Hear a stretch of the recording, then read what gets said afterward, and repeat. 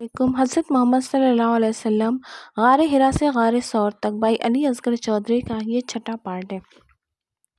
بس اے نبی صلی اللہ علیہ وسلم، جس چیز کا تمہیں حکم دیا جا رہا ہے اسے ہاں کے پکارے کہہ دو اور شرک کرنے والوں کی ذرا پرواہ نہ کرو۔ تمہاری طرف سے ہم ان مذاق اڑانے والوں کی خبر لینے کے لیے کافی ہیں جو اللہ کے ساتھ کسی اور کو بھی خدا قرار دیتے ہیں۔ ان قریب انہیں معلوم ہو جائے گا۔ ہمیں معلوم ہے کہ یہ جو باتیں یہ لوگ تم پر بناتے ہیں ان سے تمہارے دل کو سخت کوفت ہوتی ہے۔ اس کا علاج یہ ہے کہ اپنے رب کی حمد کے ساتھ اس کی تسبیح کرو اور اس کی جناب میں سجدہ بجا لاؤ اور اس آخری گھڑی تک اپنے رب کی بندگی کرتے رہو جس کا آنا یقینی ہے۔ کوہ صفا پر آفتاب عالمتاب کی کرنیں ابھی کوہ صفا کو بوسہ دینے ہی پائی ہیں کہ اہل مکہ یا صباح ہائے صبح کا خطرہ کی آواز سن کر چونک اٹھے۔ ہبل کی جے ہو، لات کا بول بالا ہو، خیر ہو، سامعین کی زبانوں پر بے ساختہ یہ الفاظ جاری ہو گئے۔ عرب کے دستور کے مطابق جس کسی کو اجتماعی خطرے کا احساس ہوتا وہ کوہ صفا پر چڑھ کر اسی انداز میں پکارتا تھا اور لوگ جمع ہو جاتے تھے تاکہ اس خطرے کا سدباب کیا جائے۔ آج صبح صبح یہ آواز سن کر لوگوں پر دہشت طاری ہو گئی، کیونکہ یا صبح کو پکارنے والا صبح کے خطرے کا اعلان کر رہا تھا، گویا رات کی تاریکی میں کوئی حادثہ پیش آ گیا ہے۔ لوگ کوہ صفا کی طرف بھاگ اٹھے ہیں اور پکارنے والا زور زور سے پکار رہا ہے، اے قریش کے لوگوں، اے بنی کعب، بنی لوئی، اے بنی لمرہ، اے آل قصہ، اے بنی عبد مناف، اے بنی عبد شمس، اے بنو ہاشم، اے آل عبد المطلب، ادھر آؤ، ادھر آؤ۔ لوگ بے تحاشا گھروں سے نکل آئے ہیں۔ جو خود نہیں آ سکا اس نے اپنی طرف سے کسی دوسرے کو بھیج دیا ہے۔ دیکھتے ہی دیکھتے لوگوں کا ایک ہجوم اکٹھا ہو گیا ہے۔ سب کی آنکھیں پکارنے والے پر مرکوز ہیں۔ یہ محمد صلی اللہ علیہ وسلم ہیں، مکہ کے سب سے زیادہ سچے، سب سے بڑھ کر امانت دار، سب سے زیادہ پاک باز، جن کے لبوں سے آج تک کوئی جھوٹی بات نہیں سنی گئی، جنہیں لوگوں نے ہمیشہ امین و صادق کہا ہے۔ یہ کیوں پکار رہے ہیں؟ یہ کیا کہنا چاہتے ہیں؟ آخر جلدی سے کہہ کیوں نہیں دیتے؟ لوگوں کے ذہنوں پر یہ سوال کلبلا رہے ہیں، لیکن ان کا جواب تو محمد صلی اللہ علیہ وسلم ہی دے سکتے ہیں۔ انہیں رب السماوات والارض نے حکم دیا ہے، اے نبی آپ کو جو حکم دیا گیا اس کے حق اور باطل کا فرق و شگاف الفاظ میں بیان کر دیجیے اور مشرکوں کی پرواہ نہ کیجیے۔ گویا اب ڈنکے کی چوٹ پر یہ بات کہنے کا موقع آ گیا ہے، اب دنیا بھر کے باطل کا مقابلہ کرنے کی گھڑی آ پہنچی ہے۔ اب پکار پکار کر جھوٹے خداؤں کی بے بسی کا اعلان کرنے کا حکم مل گیا ہے۔ اگرچہ یہ انتہائی مشکل کام ہے، یہی سب سے زیادہ نازک لمحہ ہے، اسی ایک بات کے کہہ دینے سے سارے عجم و عرب کی دشمنی کا آغاز ہونے والا ہے، لیکن محمد صلی اللہ علیہ وسلم نے اللہ جل شانہ کے اس حکم کی تعمیل میں کوہ صفا پر کھڑے ہو کر علی الاعلان پکارا ہے۔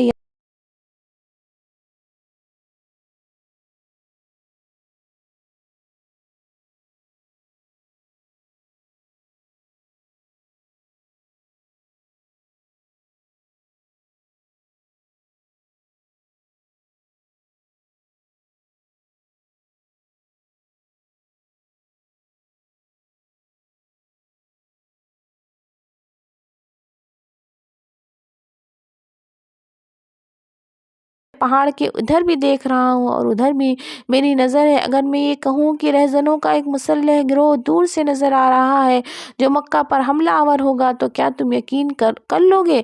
لوگ: بے شک، کیونکہ ہمارے پاس آپ جیسے راست باز آدمی کو جھٹلانے کی کوئی وجہ نہیں ہے، خصوصاً جبکہ وہ ایسے بلند مقام پر کھڑا ہو کہ دونوں طرف دیکھ سکتا ہو۔ محمد صلی اللہ علیہ وسلم: یہ سب کچھ تمہارے سمجھانے کے لیے ایک نشانی تھی۔ اب یہ یقین کر لو کہ موت تمہارے سر پر آ رہی ہے اور تمہیں خدا کے سامنے حاضر ہونا ہے، اور عالم آخرت کو بھی ایسا ہی دیکھ رہا ہوں جیسے کہ دنیا پر تمہاری نظر ہے۔ لوگ ساکت و جامد کھڑے ہیں اور محمد صلی اللہ علیہ وسلم فرما رہے ہیں، میں تمہیں خدا کی سخت عذاب کے آنے سے پیشتر خبردار کرتا ہوں اور اپنی جانوں کو اس سے بچانے کی فکر کرو۔ میں خدا کے مقابلے میں تمہارے کسی کام نہیں آ سکتا۔ قیامت کے دن رشتہ دار صرف متقی لوگ ہوں گے۔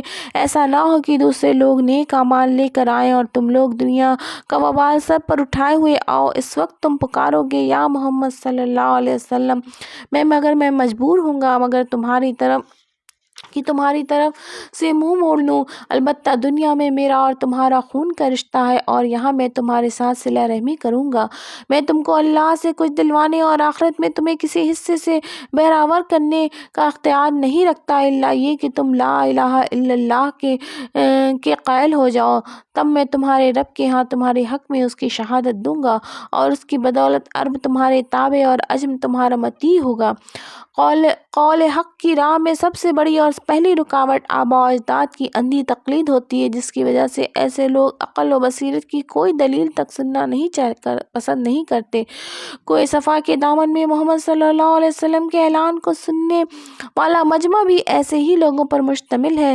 انہوں نے بیت اللہ کو جھوٹے خداؤں کی مورتیوں سے سجا رکھا ہے اور رب کعبہ کو چھوڑ کر اس کے گھر میں ارباب باطل کی پوجا کرتے کرتے اس کی عقیدت میں یہاں تک اندھے ہو چکے ہیں کہ جو ہی محمد صلی اللہ علیہ وسلم نے اللہ کا پیغام سنا کر ان کی طرف دیکھا، سب سے پہلے محمد صلی اللہ علیہ وسلم کے چچا ابو لہب، جس نے آپ صلی اللہ علیہ وسلم کی نوید ولادت پر اپنی کنیز صوبیہ کو آزادی کا پروانہ دے رکھ دیا تھا، غصے کے عالم میں چلا اٹھتا ہے، تو برباد ہو جائے، کیا تو نے ہمیں یہی سنانے کے لیے یہاں جمع کیا تھا؟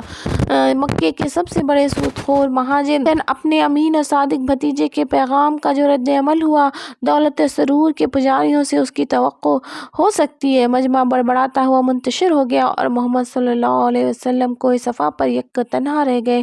اللہ کا رسول اللہ کے بندوں کو دین اور دنیا دونوں میں فلاح و کامرانی کی راہ دکھا رہا ہے، لیکن ہوس کے بندے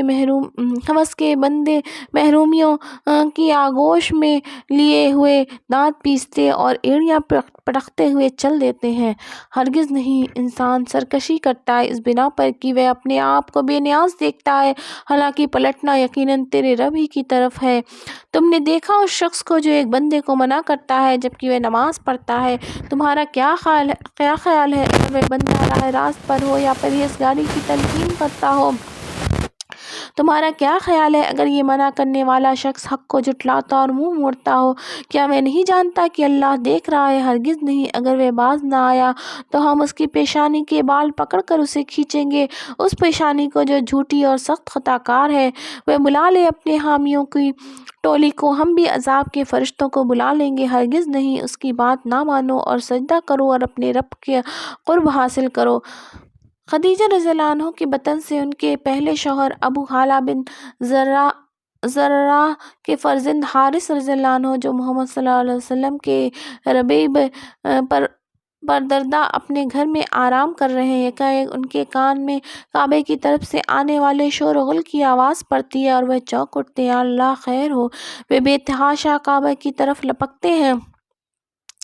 کعبہ بتوں کا استھان بن کر رہ گیا تھا، حالانکہ معمار کعبہ نے اسے صرف اللہ کا گھر کہا تھا اور اسے خدا کی عبادت کے لیے تعمیر کیا تھا، لیکن حضرت ابراہیم علیہ السلام کی اولاد نے صدیاں گزرنے کے ساتھ ساتھ خود ہی کعبے کے اندر بت رکھنے میں ایک دوسرے سے بڑھ چڑھ کر حصہ لیا تھا اور اب ان کی تعداد 360 سے تجاوز کر چکی تھی۔ وہ گھر جو پیغام توحید کے مرکز کی حیثیت سے استوار کیا گیا تھا، آج اس کی چار دیواری کے اندر خدا واحد کی وحدت کی پکار بلند کرنا اور اس کی مرکز توحید کی توہین کا موجب ہو چکا تھا۔ بتوں کے موجود سے کعبے کی توہین نہیں ہوتی تھی، بتوں کے آگے پیشانیاں رگڑنے سے بھی نہیں، ننگے ہو کر طواف کرنے اور سیٹیاں اور تالیاں بجانے سے بھی نہیں، غیر اللہ کے نام پر ذبح پیش کرنے سے بھی نہیں، مجاوری کی فیس پروہتی کا ٹیکس وصول کرنے سے بھی نہیں، لیکن اس گھر کے اصل مالک کا نام لیتے ہی اس کی توہین ہو گئی تھی۔ محمد صلی اللہ علیہ وسلم کو رب السماوات والارض کا حکم مل چکا ہے کہ آپ صلی اللہ علیہ وسلم دعوت حق کا کام علی الآن شروع کریں اور اس راہ میں کسی کی پرواہ نہ کریں، اس لیے آج انہوں نے کعبے کے مالک کا نام علی الآن لیا، حرم کعبہ میں کھڑے ہو کر توحید کا اعلان کیا تو بت پرستوں کے اندر کھلبلی سی مچ گئی۔ توہین، حرم کعبہ کی توہین، ہمارے معبودوں کی بے حرمتی، مارو چاروں طرف سے یہی پکار سنائی دے رہی تھی۔ آج وہی امین و صادق ان کے درمیان کھڑا ہے جسے وہ پورے مکہ میں سب سے زیادہ پاک باز، سب سے بڑھ کر سچا اور سب سے بہتر انسان سمجھتے تھے، لیکن آج سچی بات کہنے، پاکیزگی کا پیغام سنانے اور حق و باطل کا فرق بتانے کی پاداش میں اسے چاروں طرف سے گھیر لیا گیا ہے۔ کافروں کے جذبات مشتعل ہو گئے ہیں، کلمہ توحید نے ان کے اندر نفرت اور اناد کی آگ پھونک دی ہے، وہ چاروں طرف سے امنڈ آئے ہیں، ہنگامہ برپا ہو گیا ہے۔ محمد صلی اللہ علیہ وسلم ان خونخوار وحشیوں سے گھر گئے اور ہر آن زندگی ضائع ہو جانے کا خطرہ بڑھ رہا ہے۔ اتنے میں حارث بن ابی حالہ موقع پر پہنچتے ہیں اور ہجوم کو چیرتے ہوئے محمد صلی اللہ علیہ وسلم کے قریب آ جاتے ہیں، لیکن مشتعل کفار اور مشرکین کی تلواریں ہر طرف سے ان پر ٹوٹ پڑتی ہیں اور وہ راہ حق میں اپنی جان کا نذرانہ پیش کر کے ہمیشہ کے لیے خاموش ہو جاتے ہیں۔ یہ پہلی جان تھی حمایت حق میں قربان ہوئی اور مسلمانوں میں شہادت کا تاج سب سے پہلے حارث رضی اللہ تعالیٰ عنہ کے سر کی زینت بنا۔